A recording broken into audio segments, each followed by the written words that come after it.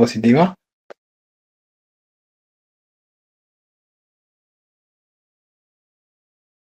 Excelente. Seamos puntuales, por favor. Vamos.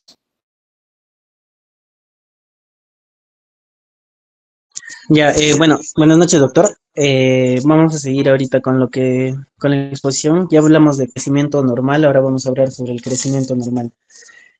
Más que nada, para el crecimiento normal vamos a ver que van a haber alteraciones cromosómicas, hereditarias, va a haber morfogénesis anormal. Entonces, ahorita vamos a hablar primero de lo que son alteraciones que afectan al sistema musculoesquelético. Entre estas vamos a tener lo que es la parálisis cerebral, la trisomía 21, la displasia de la cadera, el pie plano, la enfermedad de células falciformes y distrofia muscular. Esta va a ser una de las 6 enfermedades que va a afectar a lo que es el sistema musculoesquelético. Y el orden en el que lo he mencionado va de acuerdo a su incidencia. Bueno, ahora hablando de lo que son defectos congénitos, vamos a tener lo que son las alteraciones cromosómicas, más que nada, como ya lo podemos ver, que dice la herencia multifactorial va a ser la causa más frecuente de los defectos congénitos. Entre estos, las causas tenemos lo que son las alteraciones cromosómicas, los factores ambientales, las alteraciones monogénicas, la herencia multifactorial y otros. Y en anomalías cromosómicas vamos a tener las trisomías de los cromosomas sexuales, vamos a tener el síndrome de Klinefelter, que va a ser más que nada por la trisomía 47. Esta trisomía 47 va a generar en lo que son las mujeres un leve retraso mental y en los varones vamos a encontrar lo que es el síndrome de Klinefelter. También podemos tener lo que es la trisomía 21 o el síndrome de Down, como lo conocemos. Siguiente, por favor. En alteraciones hereditarias, más que nada vamos a ver 3 tipos de herencia. Lo que es bueno, 4 tipos de herencia. Lo que es la herencia dominante, la herencia recesiva, la herencia ligada al sexo y la herencia poligénica o multifactorial. En lo que es la herencia dominante, vamos a tener que va a afectar solo un gen. En la recesiva vamos a tener que va a afectar a los 2 genes. Y en la ligada al sexo, más que nada vamos a tener, como su mismo nombre lo dice, va a estar ligado al sexo. En lo que es la ligada al sexo vamos a tener lo que es la distrofia muscular, la distrofia muscular pseudohipertrófica, en la cual la mujer va a ser la portadora, pero el que va a heredar va a ser el hijo varón. En lo que es la herencia poligénica o multifactorial, vamos a tener lo que es su causa, más que nada va a ser multigénica y también va a ser por factores ambientales. Entre estos, más que nada, tenemos los más comunes que son la displasia de cadera y el pie sambo. En lo que es morfogénesis anormal, vamos a tener las malformaciones, como son en la organogénesis, en el origen genético o teratogénico, la focomielia, la hipoplasia congénita, esas vamos a encontrar. También podemos encontrar lo que son las displasias, que va a ser como la alteración de crecimiento antes y después del nacimiento. Vamos a tener las disrupciones, estas más que nada se van a dar en la gestación, más que nada van a ser teratogénicas o por traumatismos o por otros agentes físicos. Y también vamos a encontrar lo que son las deformidades. Estas deformidades se van a dar al final de la gestación y vamos a tener que va a tener un compromiso del espacio intrauterino. En lo que son las deformidades del desarrollo, siguiente, por favor. Ya. En lo que es la deformidades del desarrollo, vamos a tener lo que es la alteración metabólica.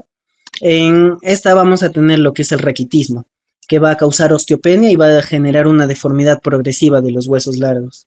También vamos a tener lo que es la patología inflamatoria, en la cual vamos a ver una lesión del cartílago. Esto más que nada va a ser el cartílago fisciario o articular, el cual va a generar lo que es un acortamiento o deformidad angular.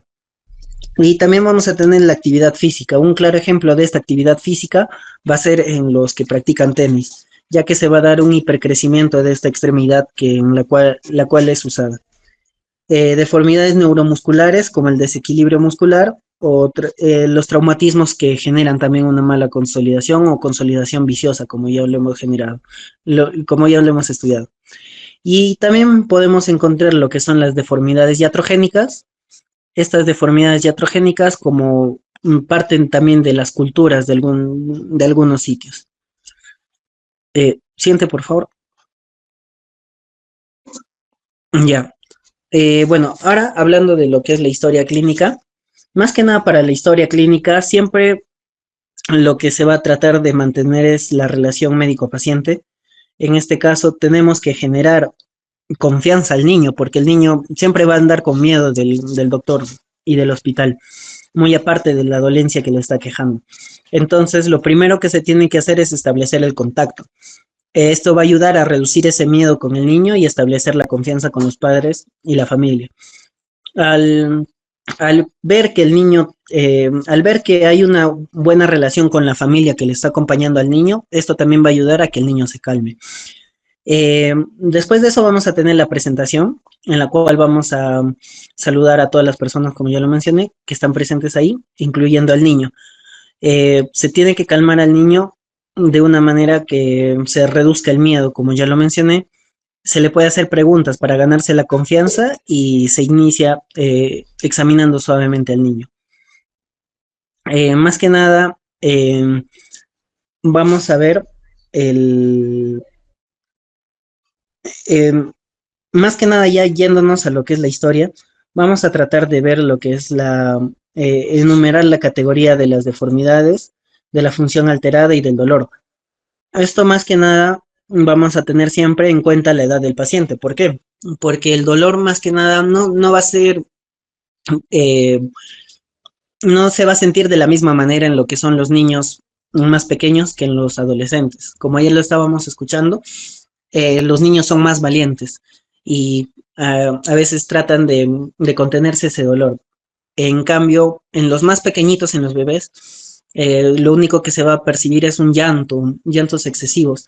Y en lo que son los adolescentes vamos a ver lo que es que ellos ya van a poder localizar el dolor y lo van a manifestar como una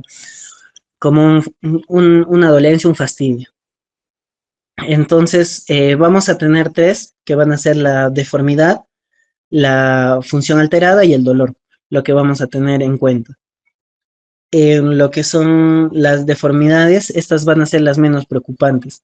Como podemos ver, el pie plano, la deformidad de los miembros en el plano frontal, son preocupaciones comunes.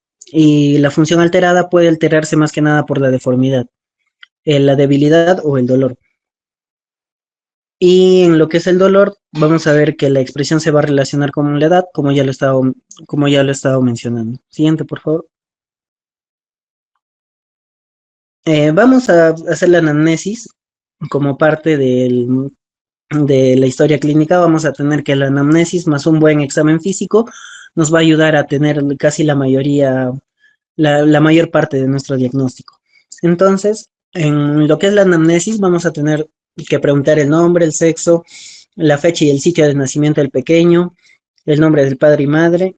Vamos a ver los síntomas principales o signos más frecuentes propios del sistema musculoesquelético, como podemos ver las deformidades, claudicación, debilidad localizada o generalizada, hinchazón, dolor y rigidez articulares. Y se debe de ver cronológicamente los síntomas, en la cual vamos a ver lo que es la intensidad, la incapacidad, factores que agravan o alivian síntomas y si ha estado recibiendo tratamientos previos.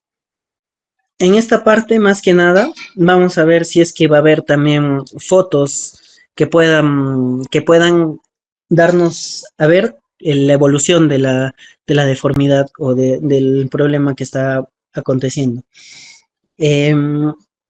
Vamos a ver lo que es una historia natal, o sea, vamos a ver más que nada detalles de lo que es el embarazo de la madre, como duración del embarazo y el trabajo de parto, cómo fue la presentación, el peso del niño al nacer, su talla, si hubieron lesiones o signos de traumatismo, si se detectaron deformidades de los miembros.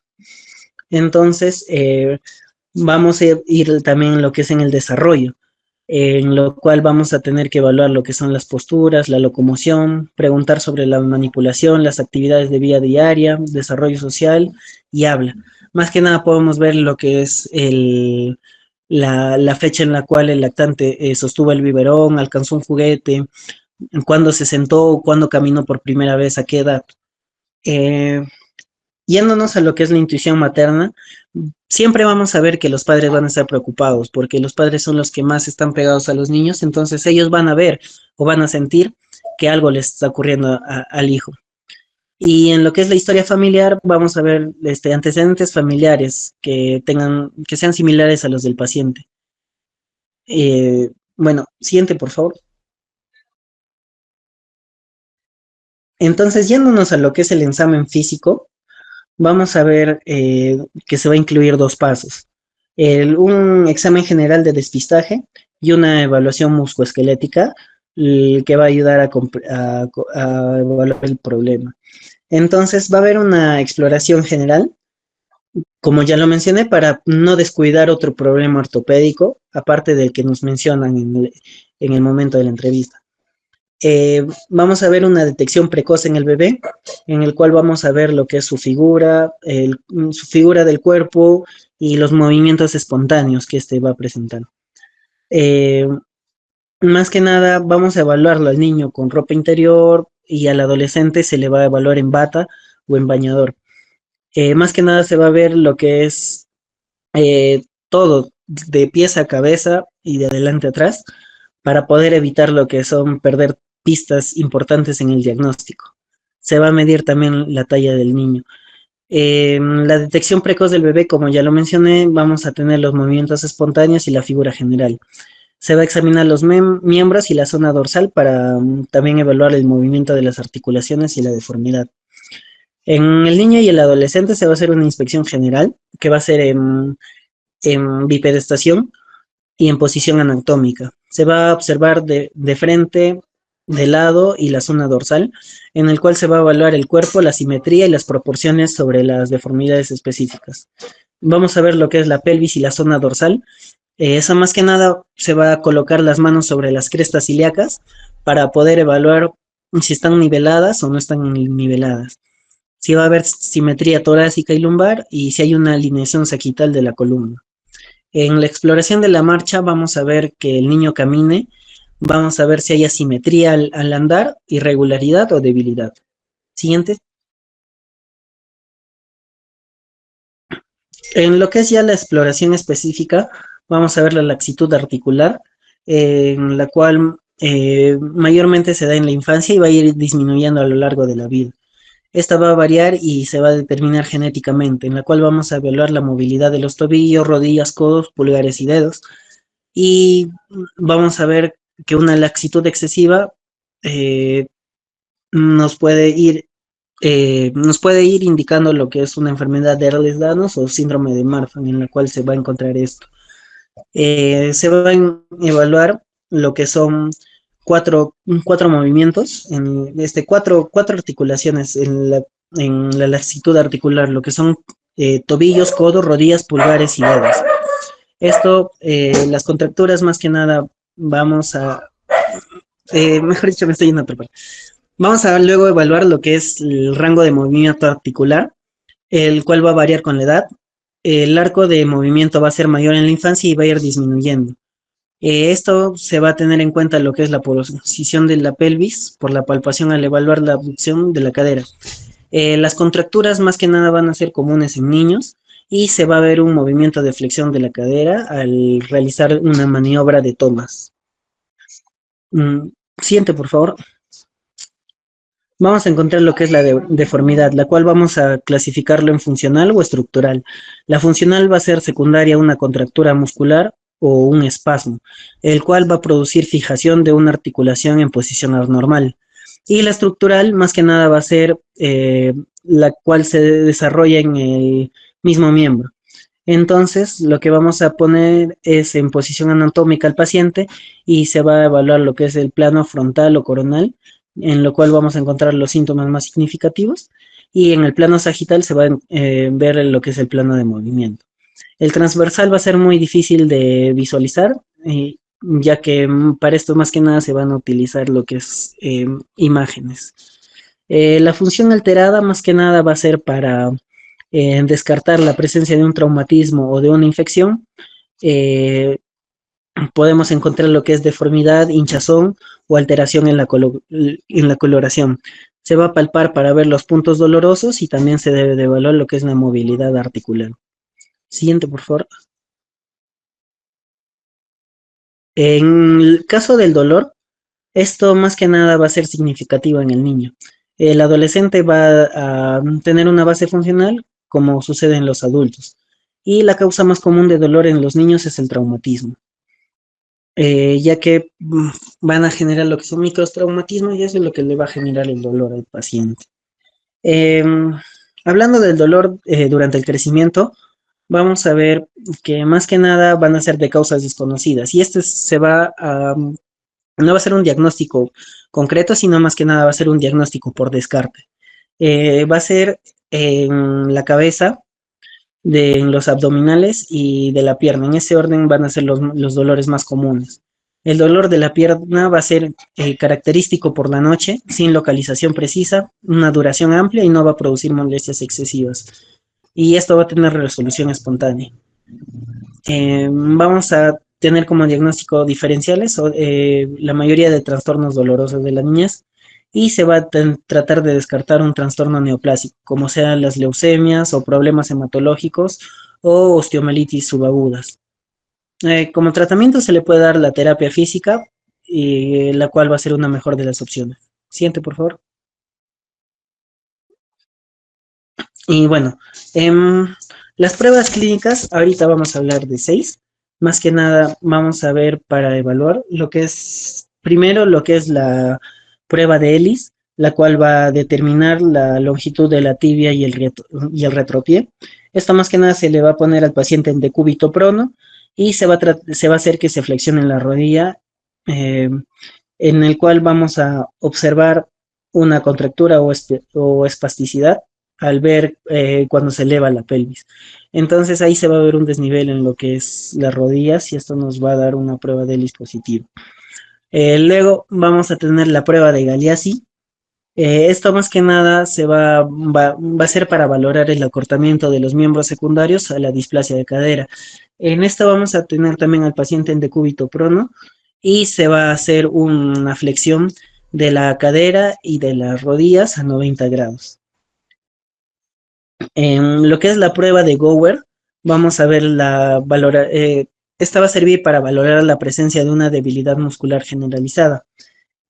Más que nada, vamos a ver si el paciente puede sentarse en el suelo y levantarse sin ayuda. Siguiente. En la prueba vamos a tener otra prueba, la prueba de Eli. Esta prueba de Eli va a evaluar lo que es la contractura del recto femoral. Al paciente lo vamos a tener en lo que es decúbito prono, va a flexionar la rodilla y vamos a ver si es que eleva la pelvis, va a haber contractura o espasticidad. En la prueba de Patrick vamos a tener que va a haber el manifiesto de inflamación en articulaciones sacroiliacas. Más que nada se va a tratar de que el paciente esté acostado, en el cual en decúbito supino, y vamos a tener que poner al paciente que ponga los pies sobre la rodilla opuesta, que trate de doblar el pie sobre la rodilla opuesta. Nosotros tenemos que sujetar el ilíaco opuesto y generar una fuerza descendente de la rodilla flexionada. En lo que es la prueba de la extensión de cadera, más que nada es para determinar la contractura en flexión de la cadera. Esta contractura de flexión en cadera, más que nada se va a hacer con la mano en la pelvis y la otra sujetando la cara anterior de pierna. Esta va a extender, se va a tratar de extender la pierna hasta que la pelvis se eleve. Y el ángulo que se pueda visualizar acá va a demostrar el grado de contractura. Siguiente. Continuando con la exposición, el dolor durante el crecimiento Es una causa frecuente de dolor musculoesquelético en niños. Este dolor se considera de un tipo benigno, no inflamatorio, sin daño estructural y autolimitado. Es mucho más frecuente entre niños de 4 a 8 años, aunque también se puede presentar con baja incidencia en los adolescentes. En la localización va a afectar a ambos miembros inferiores, principalmente los muslos, pantorrillas, fosas popliteas y tibias. Pero si tiene una afectación articular directamente o si hay dolor articular, debemos de sospechar algo ya patológico. En la etiología tenemos lo que son tres teorías. La teoría anatómica, que esto nos va a sugerir que el dolor se va a dar por defectos posturales o ortopédicos que van a causar fatiga muscular y dolor. Y en la teoría de la fatiga nos menciona que el dolor va a aparecer después de días con mayor actividad física. Esto se va a relacionar con la acumulación de productos metabólicos en los músculos y nos va a explicar por qué el dolor suele ser nocturno. Y en la teoría psicológica nos menciona que los niños con dolor tienen un menor umbral de dolor y se va a asociar a cefalea, dolor abdominal, ansiedad, estrés o familias disfuncionales que va a comprometer emocionalmente al niño y puede afectar la percepción del dolor. Siguiente, por favor. Aquí netamente el diagnóstico de los dolores durante el crecimiento va a ser por exclusión. Para esto tenemos que tener una buena historia médica y un buen examen físico. Vamos a tener parámetros de inclusión y exclusión. En los parámetros de inclusión nos menciona que el dolor debe ser intermitente y autolimitado. No es de manera persistente y tiene una duración de 30 minutos a 2 horas y no se va a presentar durante el día. Y se va a encontrar días libres de dolor. Generalmente este dolor se va a ubicar en las piernas, en los muslos y en la cara posterior de los músculos de la rodilla. La presencia de un dolor articular excluye totalmente el diagnóstico de los dolores durante el crecimiento. El dolor se va a presentar al final de la tarde o en la noche. El examen físico es normal, así como los exámenes de laboratorios también pueden ser normales. En los parámetros de exclusión tenemos que el dolor es persistente o se va a incrementar en intensidad. El dolor va a ser de manera unilateral y hay presencia de dolor articular. El dolor está presente aún en la mañana. Si hay signos de edema, eritema, sensibilidad, limitación y cojera o hasta fiebre, esto nos va a excluir el diagnóstico, ¿no? Y algunos de los exámenes paraclínicos son positivos. En el diagnóstico diferencial va a incluir la mayoría de los trastornos dolorosos de la niñez. Estos incluyen los trastornos neoplásticos, que el más común viene a ser la leucemia, problemas hematológicos como la anemia de células falciformes y las infecciones como la osteomielitis subaguda.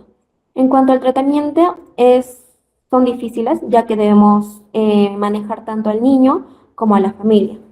Primeramente, vamos a hacer lo que es la derivación del niño a un reumatólogo pediátrico para que reciba un tratamiento adecuado, o también podemos implementar lo que es un tratamiento activo, que se divide en dos fases.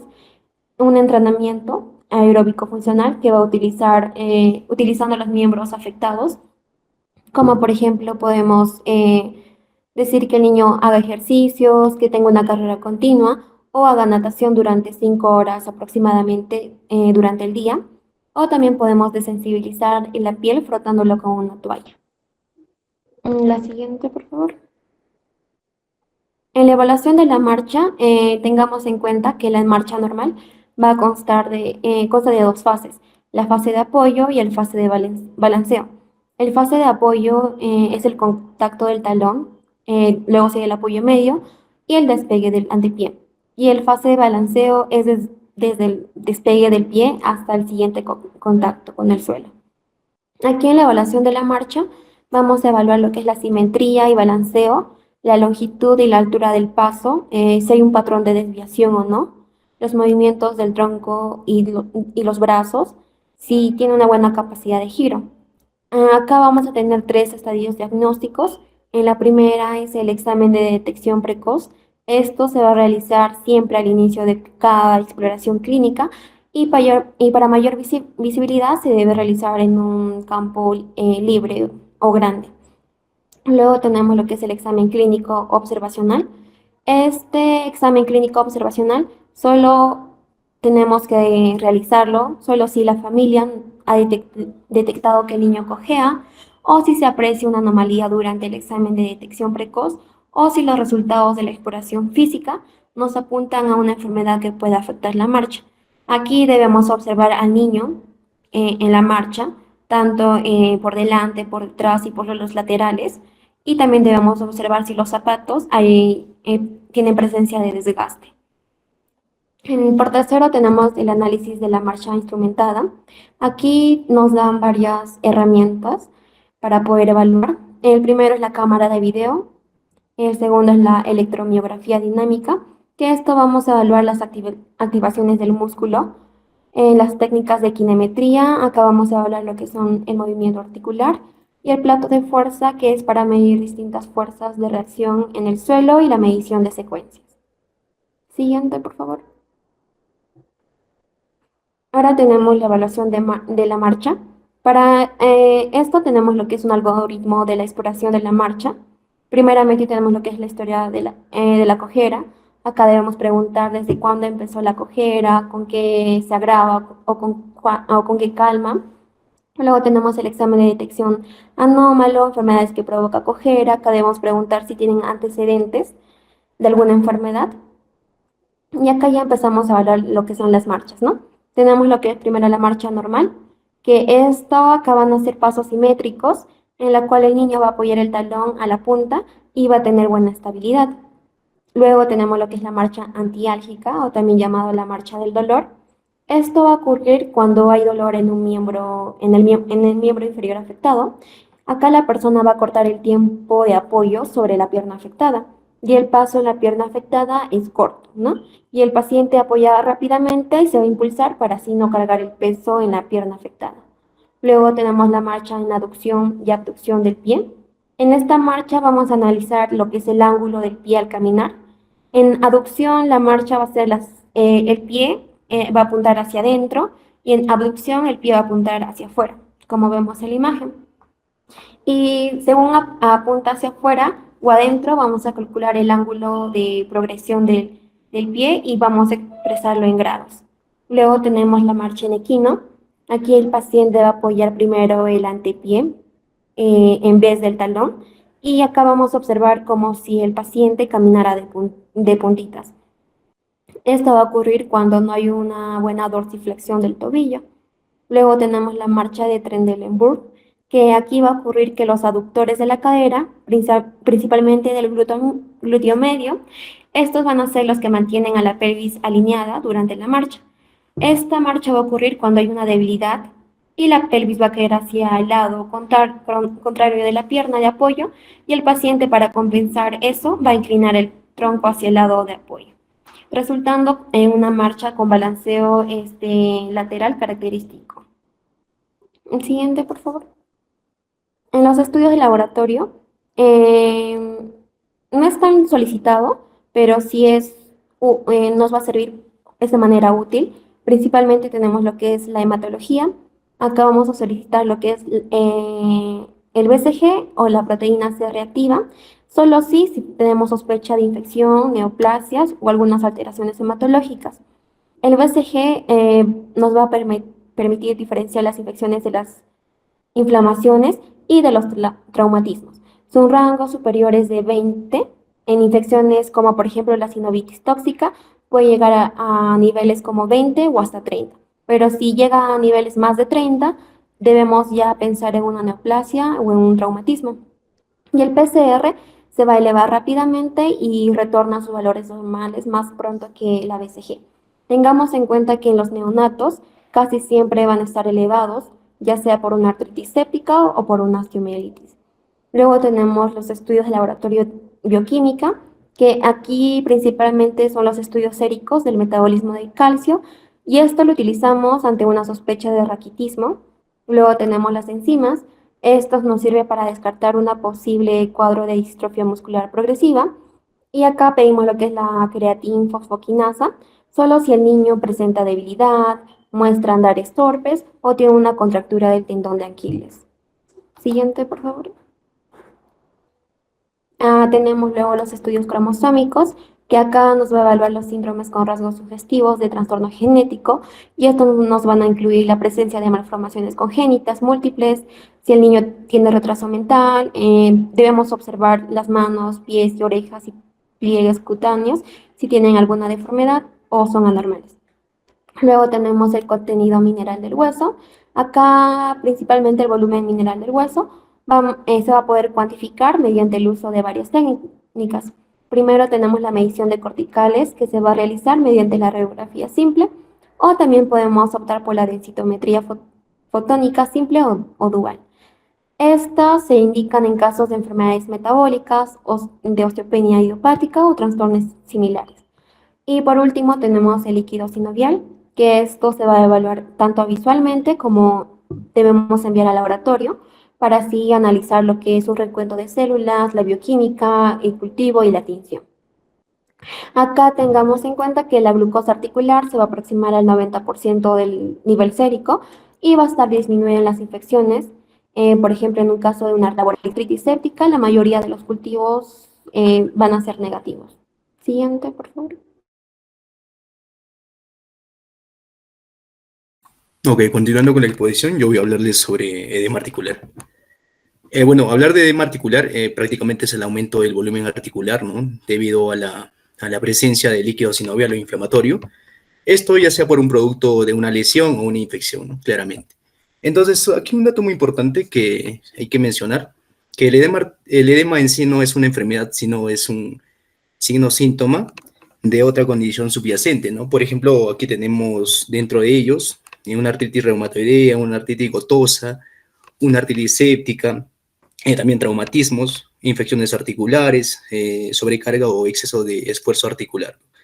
Y los síntomas clásicos dentro de edema articular, vamos a encontrar aquí hinchazón visible, dolor al mover la articulación, en este caso rigidez, color y enrojecimiento, ¿no? Entonces, lo que mencionaba aquí en el libro, sobre todo, habla de la artritis, o sea, el edema en la artritis. En la inflamación de la articulación se denomina artritis, ¿no? Como menciona, mientras que el dolor articular sin signos inflamatorios se denomina artralgia.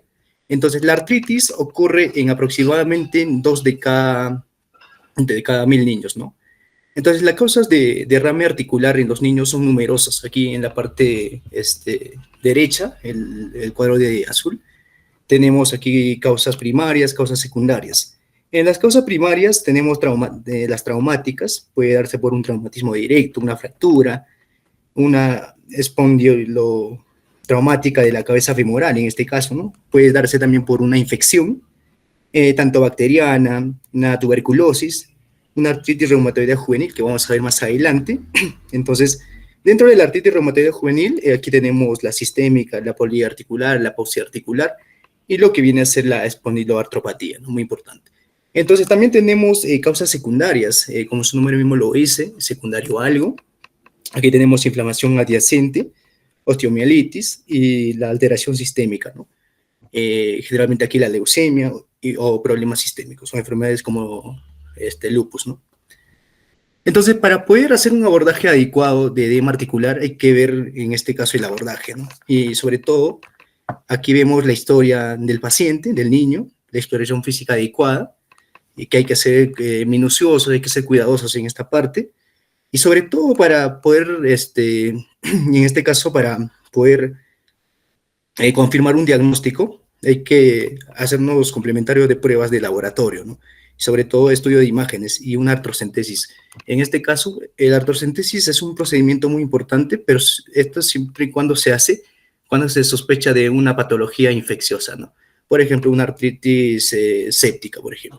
Entonces, en la historia hay que preguntar al paciente si la familia, en este caso por síntomas sistémicos, como por ejemplo dolor nocturno, rigidez por la mañana, otras enfermedades, y en este caso los padres del paciente o del niño sufran de alguna enfermedad sistémica, ¿no? Entonces, en la exploración hay que realizar un examen físico general cuidadoso, como mencionaba. En este caso, hay que examinar detalladamente todas las extremidades comparando siempre y cuando la derecha con la izquierda, si hay alguna malformación, alguna alteración en las articulaciones, ¿no? Ahora, en este caso, el estudio laboratorio solamente se hace siempre en cuando si se sospecha de una artritis reumatoidea, ¿no? En este caso juvenil, o algún tipo de una artritis, sea juvenil sistémica, una pausia articular, entre otros, ¿no? Entonces, ¿qué se va a solicitar aquí? Hay que solicitar una hematología completa, en este caso, una velocidad de sedimentación, una proteína C reactiva y acompañado de anticuerpos sanos, ¿no? Muy importante. Ok, entonces, el estudio de imagen hay que comenzar siempre y cuando, hay que comenzar con una radiografía convencional, ¿no? De algo simple, y hay que hacernos, en este caso, otros estudios si se sospecha de algo subyacente más. Ahora, en la artrocentesis, como mencionaba al principio, siempre y cuando este procedimiento se hace si se sospecha de alguna patología infecciosa, como una artritis infecciosa. Bueno, siguiente, por favor.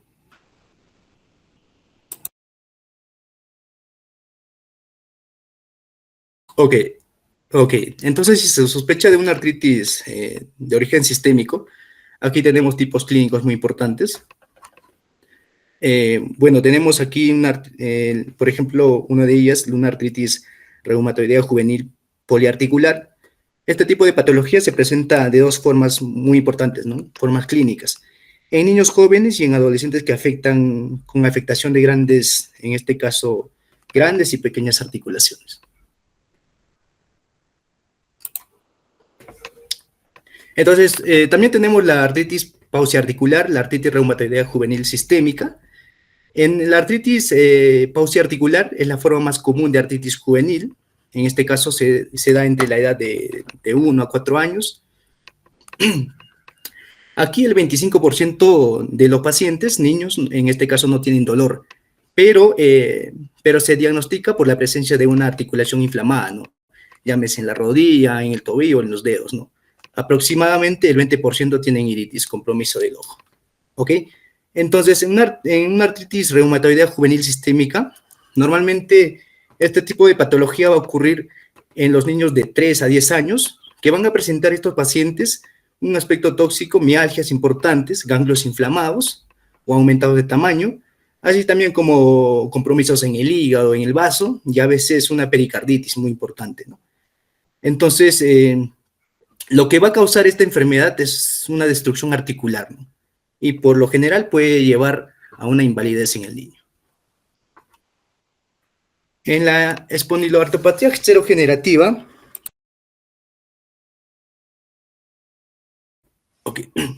en la espondiloartropatía serogenerativa, aquí tenemos dos, en este caso, dos hallazgos muy importantes, por así decirlo, dos patologías dentro de ellos, que viene a ser la espondilitis anquilosante, muy importante, y la otra es el síndrome de Retier, ¿no? Bueno, en lo que viene a ser la espondiloartropatía serogenerativa, aquí, en esta patología, o en este hallazgo clínico, va a haber ausencia del factor reumatoideo, ¿no? Es decir, no va a haber presencia del FR, el factor reumatoideo. Estos trastornos incluyen espondilitis anquilosante, como mencionaba, y un síndrome muy importante que es el Retier. En la espondilitis anquilosante, este cuadro es más frecuente en adultos, pero también se puede producir en niños mayores, ¿no? En la cual se ve inflamación, y lo cual va a afectar en este caso, en el caso del niño, la columna, la articulación sacroiliaca, y lo que vienen a ser los grandes vasos o grandes articulaciones, ¿no? En este caso, el signo-síntoma o el cuadro clínico va a estar presente con el dolor, la rigidez matinal y otros síntomas habituales van a ser muy presentes en este cuadro. Ahora, en el síndrome de Retier es la típica, en este caso, presentación de la triada de artritis, ureitis y conjuntivitis, ¿no? Puede existir fotofobia en estos pacientes y la enfermedad normalmente aparece después de otros cuadros, en este caso, que se transmiten de manera sexual. ¿Ok? Entonces, viendo sobre el tratamiento, aquí el tratamiento es sobre todo una infiltración intraarticular, ¿no? Lo que se va a realizar es infiltrar, en este caso, una eh, una inyección que prácticamente van a ser eficaces, lo que van a hacer van a reducir la sinovitis, ¿no?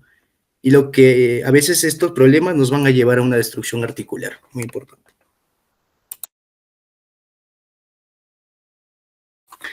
Ok, entonces, hablando sobre los fármacos sistémicos, dentro de ello también vamos a encontrar los fármacos sistémicos. Estos van a incluir, por ejemplo, el ibuprofeno, el metotrexate. Estos fármacos se manejan, por lo general, mejor con el apoyo de un reumatólogo juvenil, ¿no? Un reumatólogo, un especialista en los niños, ¿no? Muy importante. Siguiente, por favor.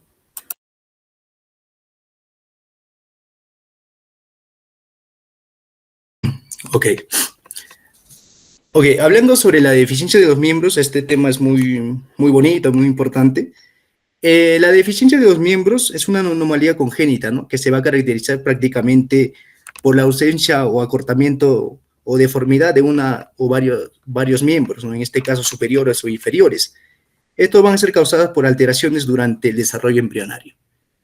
Bueno, las causas de este tipo de deficiencia de los miembros son muchas. Tenemos causas genéticas, causas teratogénicas, aquí también causas, por ejemplo, consumo de alcohol en la madre, anticonvulsivantes, fármacos retinoides, infecciones virales, como por ejemplo rubiola, citomegalovirus, entre otras, ¿no?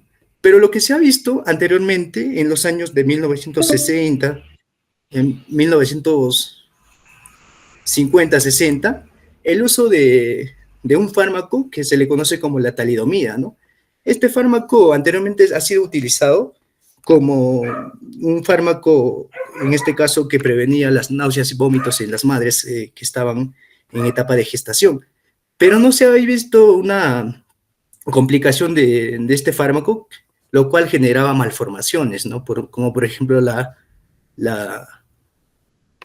focomelia, que es un acortamiento de las extremidades, claramente, ¿no? Doctor, ¿puede crear otra sala? Porque ya se va a cortar esta sala.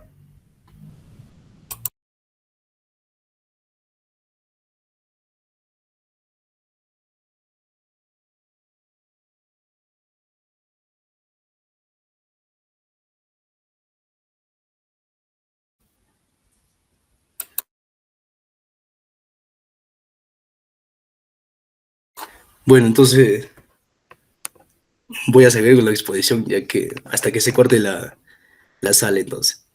Bueno, como mencionaba, las causas de la deficiencia de los miembros, aquí menciona la Te vuelven a talidomida. reiniciar la sala, delegada, por favor, envías el link.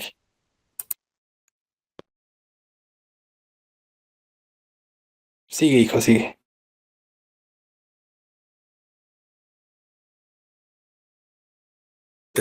Listo, doctor.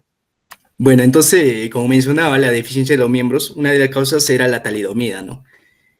Como mencionaba, la talidomida es un fármaco inmunomodulador y antiinflamatorio con defectos, en este caso, sobre el sistema inmunológico. Y este fármaco originalmente se ha hecho uso en los años de 1950, 1960, como sedante, ¿no? Para las náuseas, vómitos de las madres en etapa de gestación. Pero luego este fármaco ha sido retirado por diversas causas, como por ejemplo generaba malformaciones graves, ¿no? Sobre todo la focomelia, que vemos ahí en la imagen de un bebé, de un niño, con acortamiento de las extremidades, ¿no?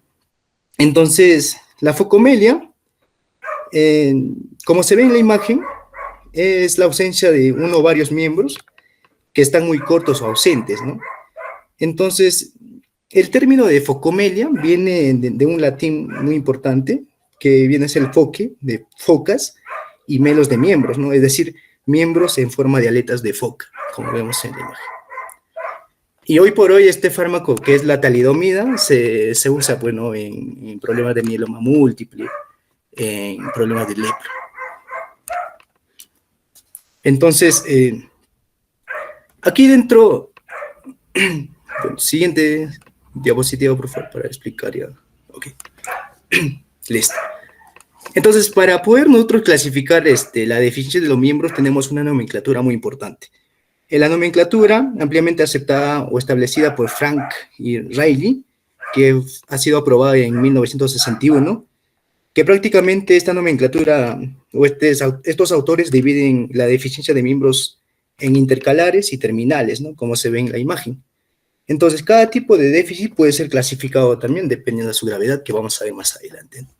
Entonces, como vemos aquí en la imagen, los autores Frank y Riley han clasificado estas deficiencias congénitas de los miembros en deficiencias terminales y deficiencias intercalares. Dentro de las deficiencias terminales tenemos las transversales y las paraxiales. Entonces, en las transversales tenemos la muy conocida, que es la amelia, la hemimelia incompleta. La amelia es decir, de una ausencia completa de uno o más miembros, es decir, brazos o piernas, ¿no? Entonces, la hemimelia incompleta es una malformación en la cual hace falta de una parte de un miembro, es decir, un brazo o una pierna, ¿no? Pero no toda la extremidad, como se ve en la imagen. Entonces, todo esto juntos, los defectos transversales, los defectos terminales, han incluido dentro de la deficiencia terminal. O sea, es decir, son aquellas que le falta el extremo distal o la parte final de un miembro. Y por otra parte, clasificaron también a las deficiencias intercalares. Igual, aquí vemos las transversales y la paraxial, ¿no? Y lo más conocido en las transversales, lo que les mencionaba, la focomelia, es una ausencia completa o incompleta de los miembros, y dentro de ellos también tenemos los defectos intercalares, ¿no? Y así lo ha clasificado estos autores para lo que viene a ser la deficiencia de los miembros. Muy importante. Entonces, la evaluación, si hablamos de la evaluación, la mayoría de las deficiencias prácticamente se van a asociar con acortamiento de los miembros, ¿no? En este caso, por lo consiguiente, hay que realizar o hay que solicitar radiografías comparativas, ¿no? Si se sospecha en este caso de una deformidad secundaria o deficiente. Y sobre todo, hay que clasificar bien este tipo de deficiencias para posteriormente dar un diagnóstico y un tratamiento adecuado, ¿no?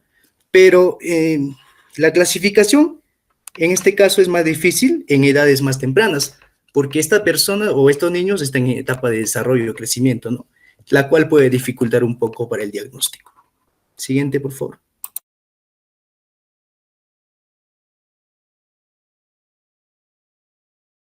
Ok, esto, como mencionaba en la anterior diapositiva, cada tipo de déficit... Ok. Cada tipo de déficit puede ser clasificado, ¿no? Puede ser clasificado en deficiencias proximales femorales focales, en deficiencias del espectro de fémur congénito corto, en deficiencias de Haeckel y las deficiencias radiales, deficiencias de Wanson y deficiencias cubitales. Siguiente, por favor. Es lo mismo eso. Ya eso los invito para que lo vean, ya es. Listo. Ok. Bueno, por último, hablando sobre el calzado. Como mencionaba el doctor en la clase anterior, el calzado o el zapato, como se le conoce, no es una necesidad en sí, ¿no? Sino que es un accesorio que lo utilizamos todos, ¿no?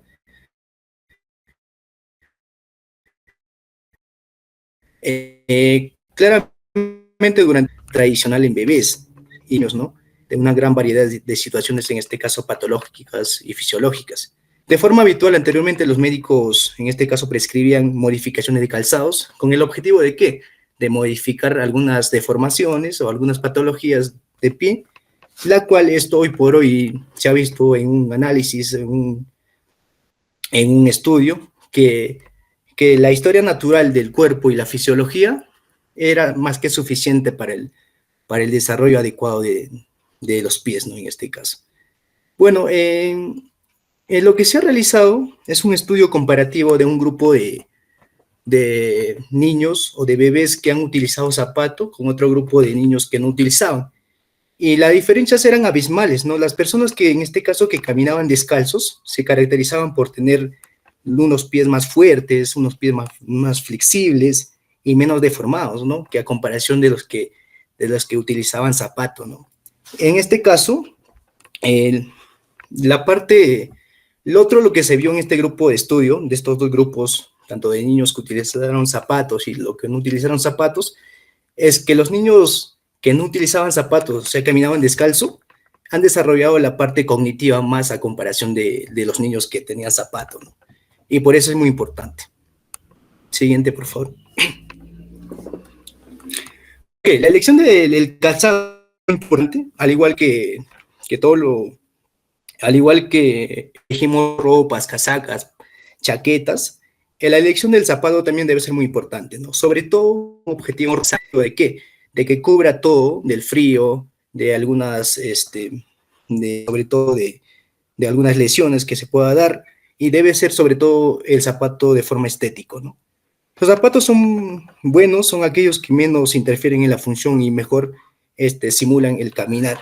Entonces, como vemos aquí, para cada rango hay un propósito, hay características de un buen zapato. Los zapatos buenos son aquellos que permiten la función normal del pie, ¿no? Por ejemplo, un rango, aquí vemos que debemos de buscar en un adecuado calzado. Por ejemplo, la flexibilidad, ¿no? Para el pronóstico, sobre todo la flexibilidad, ¿para qué? Para mejorar la movilidad y la potencia en los pies. El rasgo plano, en este caso, que atribuye a las cargas de la forma homogénea, ¿no? Y sobre todo, unos rasgos de fricción, aspecto para una buena comodidad del pie en el zapato. Ahora, algunas modificaciones útiles dentro de ello. Los zapatos con suela que absorben el choque contra el suelo suelen ser más útiles en los adolescentes, ¿no? Reduciendo en este caso la incidencia de síndromes por sobreusos, entre otros. Entonces, para cada problema hay una modificación, como vemos aquí en el cuadro. Por ejemplo, para las piernas más cortas, una modificación sería alzas con el calzado en diferencias mayor de 1 centímetro. Si hay una deformidad rígida, una modificación en el zapato sería una orteresis para igualar las cargas de ambas partes, ¿no? Si, por ejemplo, si hablamos del juanete, el juanete es cuando hay un ángulo del pie gordo, como se dice, o una deformidad de ello, ¿no? La cual genera incomodidades. Bueno, estas modificaciones útiles en el zapato se ha dado sobre todo con el fin de que genere más comodidad en las personas, ¿no? Y sobre todo en los niños y toda la parte pediátrica. Bueno, esto ha sido todo, doctor. Bueno, muchas gracias.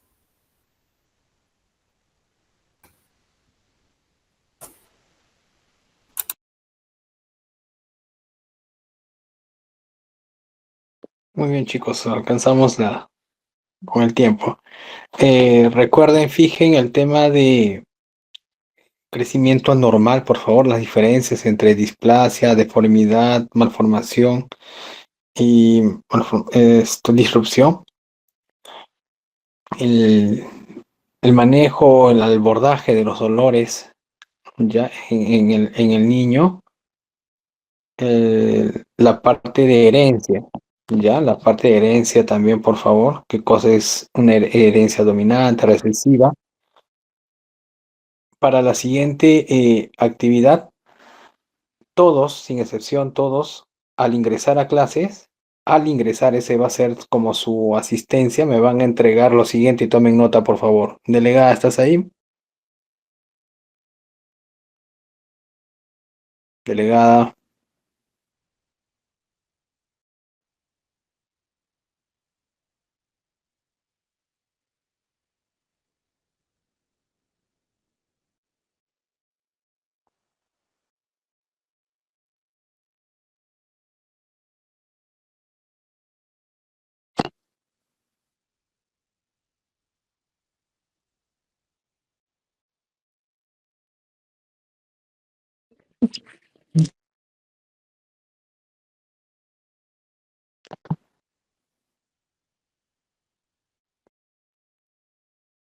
Está acá, a ver.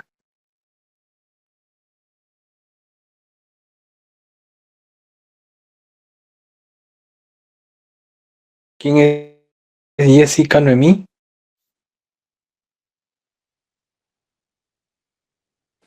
Sí, doctor, buenas noches.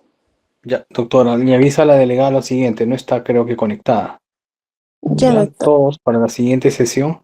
Pero buenas noches, Uno, menor de lo edad. que es herencia mitocondrial, definición, mapa mental, ¿ah? Ojo, mapa mental, definición, causas y ejemplos, ¿ya? Ya, Herencia mitocondrial. Listo, entonces, y al azar, de acuerdo, en los primeros minutos de la clase, voy a sacar a estudiantes para que puedan explicarnos ese tema. ¿Ya? Esa mano, por favor, mapa mental. ¿Listo? Bien, esto sería todo, chicos. Aquí va a terminar se va a cerrar la sesión.